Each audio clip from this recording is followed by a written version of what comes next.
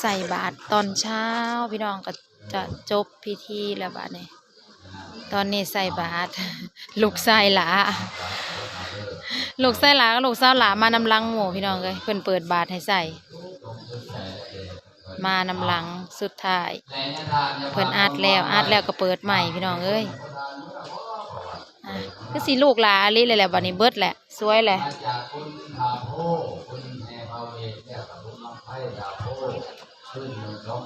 เพิ่นก็เก็บขึ้นไปแน่เพราะว่า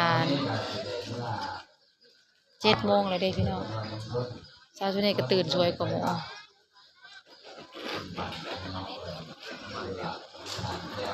เมื่อคืนนี่ก็มาทันตอนร้องเพลงอยู่พี่น้องได้ร้องเพลง3 เพลง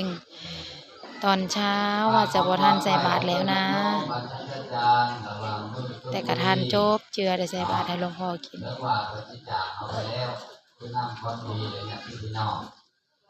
เพิ่นก็ยังบ่ทันได้หยาดน้ำดอก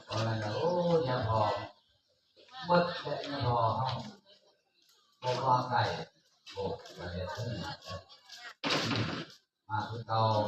ทำบ้านน้ำผูเฮาคือกันเด้อเดี๋ยวมายามคือเก่ามาแนะนำได้ความหมักแห้งคือเก่าแต่ให้ทานเด้อให้กับบ้านเมื่อให้เพิ่นเรียนบ้านกันดีใจ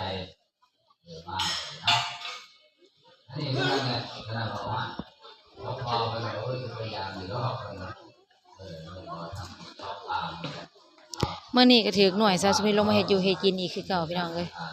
หลังจากเฮาแล้วเสร็จพิธีแล้วตอนรอบเช้านี่ก็สิใส่บาตรหยาดน้ำแล้วถวายแต่ตอนนี้เพิ่นก็กำลังเก็บดอกบ่อันนี้พามาในงานกงครบโรงพยาบาลครั้งนี้ในเขาคนญาติโยมปานิพาน เรียกงานสาระทุกข์ใจมาในงานกงครบครั้งนี้ขอให้บุญกุศลตัวนี้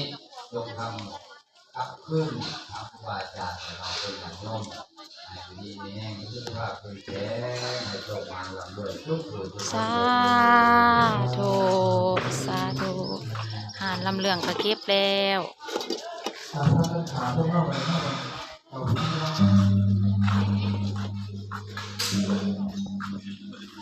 ห้านลำหมอลำเราก็เก็บแล้วนะคะพี่น้อง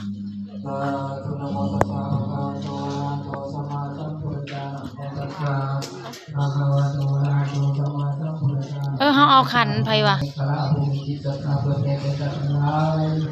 ก็เป็นแบบเขาวงไหวพระสมทานศีลให้ทานในมือแก่เขาอุทิศพระดวงวิญญาณของหลวงพ่อจริงๆแล้วที่เป็นหัววงไกลๆของบ้านเขานั่งลงนี่ดวงวิญญาณของหลวงพ่อจงไปสู่จากวัดจากไห้แต่ละคนก็ได้ก็ได้ยุ่งห้องน้ำมันลงมา4 ขวดอะโมตัสสะภะคะวะโตอะระหะโตสัมมาสัมพุทธัสสะอิมินาสกาเลนะตังพุทธังอภิปุสยามะอิมินาสกาเลนะตังธัมมังอภิปุสยามะอิมินาสกาเลนะตังสังฆังอภิปุสยามะอะระหะสัมมาสัมพุทโธ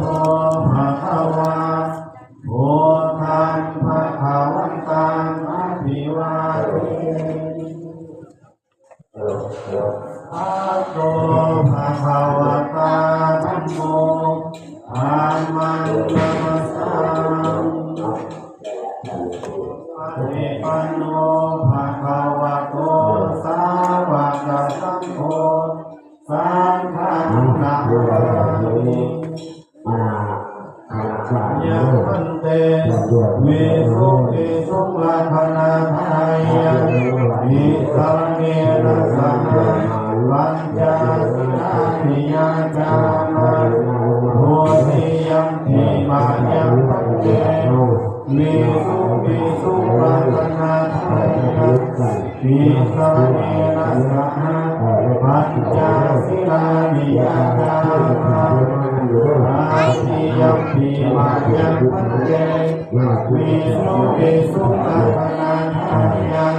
มีสรเนนะสหปัจจาสิลานิยาจา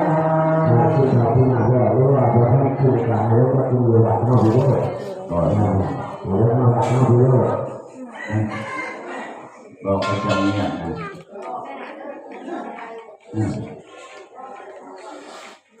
จับได้ออกเกินเลย สำกับเป็นบางอันที่เกิดอะไรกันนี่ พยาบาลบอก บริจัดการละเคยสอน เพิ่นสิให้ คนเล็กคนไหนคือเจ้าข้าวว่า จังหวะเล่นอะไรมันเห็นแล้วที่ตะปูภูเขา ใส่บาตรแล้วเป็นที่เรียบร้อยพี่น้องวันนี้ บ่ดอกกระเดีย ใส่บาตรยาน้ำตะแล้วน้ำต้องไปถอด เอาไปในหน้าอย่างเอาไป แล้วก็หลวงพ่อเพิ่น มัน ก็ สิ ยัง เมื่อ ศา กั ส น นา เอาไปในหน้ามันเมื่อกันเลย เป็นตัวน้อยยังพ่อยังคู่องค์อื่นเพิ่นก็ เอายังไงเอาหน้ายังไง เฮาก็สิมาเคลียร์น้ำวัดน้ำวาพี่น้อง บ้านในไฮหน้าตัว มาเก็บ ที่ ไปยังเอาเกือบลูกไปเพราะไทเกอร์นะไทกา ให้ได้ บักไทกา ให้ได้พิไลความหมู่ให้ทั่วป้าดูให้เนี่ยเห็นมา ไปเอิ้นปันมาไทเกอร์เฮ้ยเพิ่นเรื่องบักไทเกอร์น่ะมา ใช่บ่ ลูก บ่ได้แล้ว นาเบีย อยู่ที่เรา หน้าลงมาซองนอน นาเบียก็มานาเบียสบายดีป่าลุงไว้ลูกไว้เพื่อนน่ะสีแหลก็ต่อยอยู่ป่ะดีนะ ไปจะให้ทั่ว โอ้ยนาเบียน่ะเปลี่ยนสีว่าเป็นกระบอกกา น้องไผ่ก็มา น้องข้าวได้มาบ่ บริเวณนั้นได้บอลกับตัวนึงกับบริเวณหรือพอออกก็ได้ จักโมงบ่ขึ้นนอนจักโมง คน7คนมันเอา ขึ้นนอนขึ้นก่อนเอื้อยบ่ขึ้นก่อนเอื้อย ช่วงว่าไม่เอา สาวจิ๋วบ้านนาสาวไผ่บ้านนาเอ้ยสาวไผ่บ้านนา น้าไฟบรรณา ให้เลี้ยงคน แล้วมันออกทองใหม่เฮ้ยยิก เขาซันเจีย อะไร นะ ปอมพี่น้อง ยังว่าปลาคน ใส่ของแถม ไปหาซื้อของปลอมมาใส่ ปอมเลยพี่น้อง ผู้ลงคนมันเป็นคนทั่วผู้เดียว ไปใส่กาสิไปใส่ เสียนมกันเลย ตัวยังเป็นก็ยังเป็น หัวนอนเต็มที่ ปวดหัวเองกันแห้งบ่ได้ปวดไปหยาดน้ำก่อนปะตัวหยาดแล้ว เลยได้ ที่เย็นๆความเย็นยังเป็นเก่าโลด หยาดน้ำก่อนเด้อพี่น้อง นั่นแหละ